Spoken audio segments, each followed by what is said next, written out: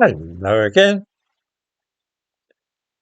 When you import hundreds of thousands of foreigners into your country every single year, it is perhaps inevitable that at least some of them will turn out to be dangerous or undesirable characters.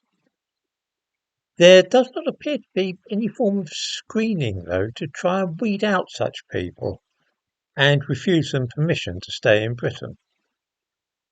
In February, Daniel Khalif was sent to prison for 14 years for spying for Iran. He joined the British Army with this intention. Khalif's mother is Iranian, and a few years ago this would have been enough to make him ineligible to join the British Army. But of course these days we want all the ethnic minorities we can lay hands on in any post at all, no matter how sensitive. Khalif was in the Royal Corps of Signals, which presumably gave him plenty of opportunity for gathering information.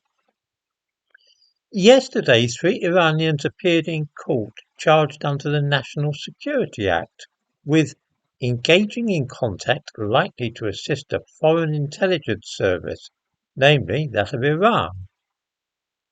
Their case is even more alarming than that of Khalif, for they are all three of them asylum-seekers who have been granted permission to remain in this country after arriving in small boats and or hidden back of a lorry.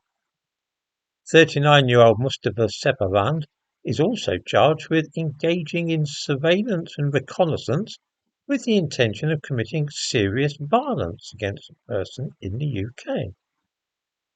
They have all three of them been living here openly for between 7 and 9 years, having been accepted as genuine refugees and granted asylum.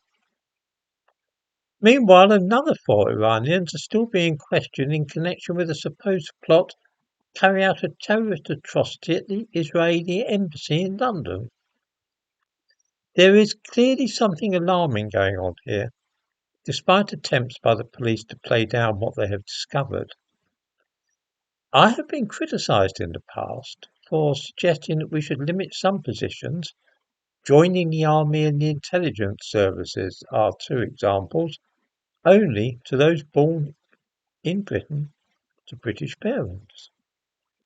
This was for many years how things worked, and then along came the idea that our armed forces should be a lot more diverse and reflect the community they serve.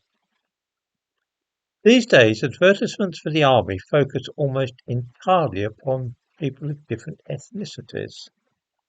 The advertisement shown in the thumbnail to this video does not, as you might suppose from the look of the soldiers, show a recruiting drive for the Iranian army, but is in fact published by our own armed forces.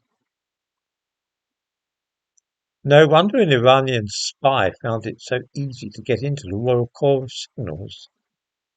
He was probably welcomed with open arms.